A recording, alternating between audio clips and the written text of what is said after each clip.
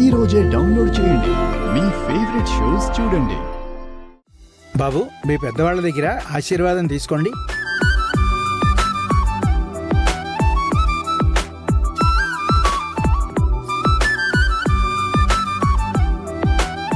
ఓం శతమానం భవతి శతాయు పురుష శతేంద్రియ ఆయుష్యేవేంద్రియే ప్రతిష్ఠతి. ఆయురారోగ్య ప్రాప్తిరస్తు. పిల్ల పాపలతో నిండు నూరేళ్లు ఆయురారోగ్యాలతో సుఖ సంతోషాలతో జీవించండి. నేనుండగా ఆయురారోగ్యాలు ఎక్కడి నుంచి వస్తాయి తమ్ముడు? రేపటి నుంచి మీ పతనానికి శ్రీకారం చుట్టబోతున్నాను. మీ బండారాన్ని నా తమ్ముడి ముందు పెట్టి నా తమ్ముడి చేతుల మీదుగానే మిమ్మల్ని బయటికి గెంటేసేలా చేస్తాను.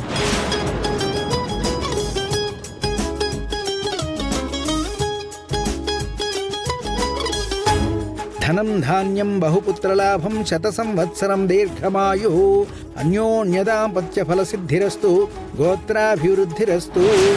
మమ్మీ, మనం ఒకటి అనుకుంటే ఇక్కడ ఇంకొకటి జరిగింది. వీళ్ళకి నిద్ర లేకుండా చేద్దాం అనుకుంటే మనకి నిద్ర లేకుండా చేశారు మమ్మీ.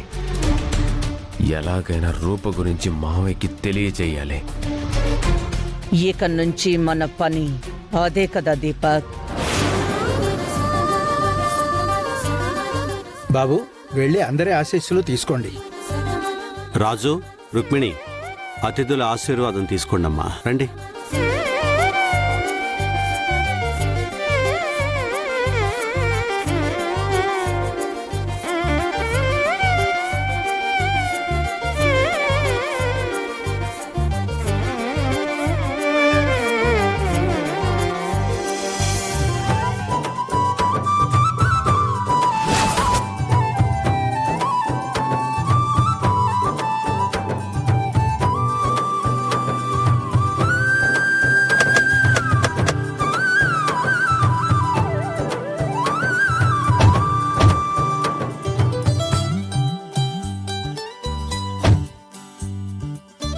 మందరం, వెళ్ళి హారతి ప్లేట్ తీసుకురా. అలాగే అమ్మా.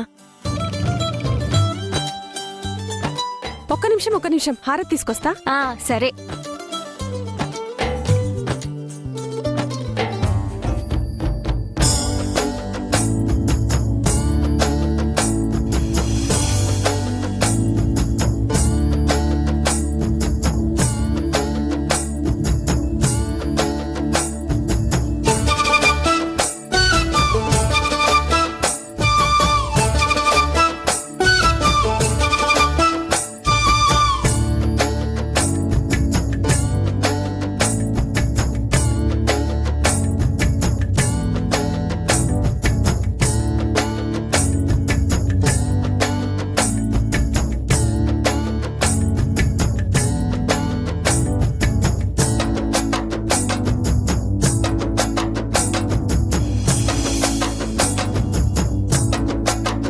లోపలికి రండి.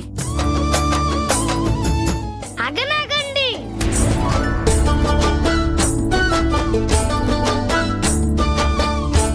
ఎందుకు ఆగమన్నావు బంటి? ఇంటి నుండి మన పనికి వెళ్ళేటప్పుడు రుక్మిణి అమ్మ, మా అమ్మ అయితే బాగుండని బాబాని మొక్కుకున్నాను తాతయ్య. బాబా నా కోరిక తీర్చదు.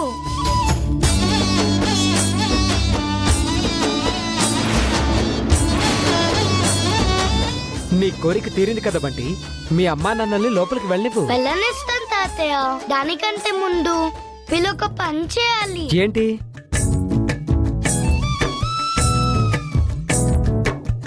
ఒకరి పేరు ఒక్కరు చెప్పి లోపలికి రావాలి. ఓ,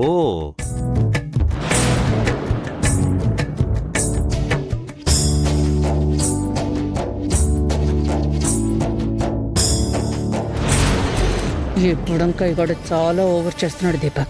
చేయని మమ్మీ. ఈ రుక్మిణియే రూప అని తెలిసిన రోజు వాడి దగ్గర కూడా నిజాన్ని దాచినందుకు రూప రాజుని వీడు కూడా అసహించుకుంటాడు. అప్పటి వరకు ఏం జరిగినా చూస్తూ ఉండటం తప్ప మనమేం చేయలేం. చెప్పండి.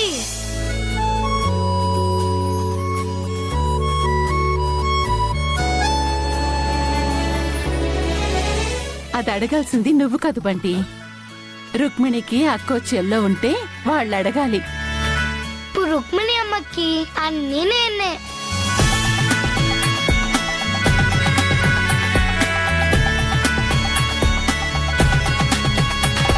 మీరు పేరు చెప్పి లోపలికి రావాలి.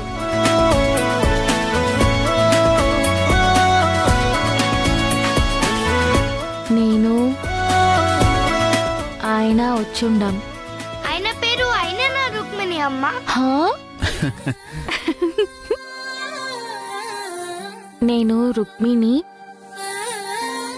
మా ఆయన రాజు వచ్చుండాము. దారొదులు బంటి. నానా మీరు కూడా చెప్పండి. నేను రాజు, నా భార్య రూప వచ్చాం.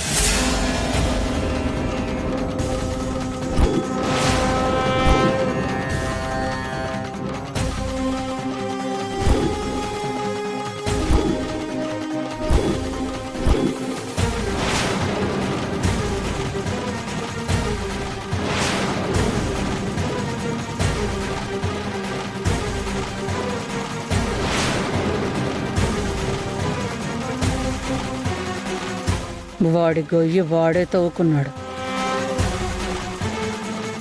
అలా చూస్తున్నావేంటి బంటి? రుక్మిణి అని చెప్పకుండా రూపాని చెప్తున్నాడేంటా అనా? ఇదేదో కవర్ చేసేలా ఉంది. నిన్నటి వరకు రుక్మిణిలా ఉన్నా ఈ రోజు నుంచి నీకు అమ్మ అవుతుంది కాబట్టి నీ నాన్న కూడా రుక్మిణిని రూపలా ఫీల్ అయ్యి అలా చెప్పాడు.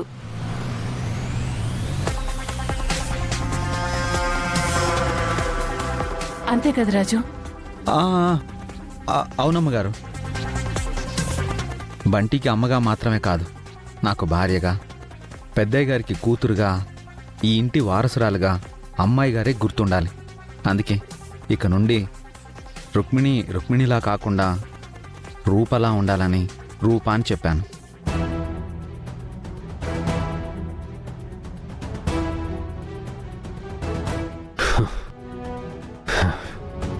సీన్ మొత్తం మార్చేశారు మమ్మీ. చిన్న చిన్నగా అందరికీ రూపాన్ని అలవాటు చేద్దామని ప్లాన్ చేస్తున్నట్టున్నారు. ఏదో ఒకటి చేసి రూప, అత్తయ్య, రాజు కలిసి ఆడుతున్న నాటకాన్ని బయట పెట్టాలి. బంటి పేర్లు చెప్పారు కదా, ఇకనైనా లోపలికి దారివు.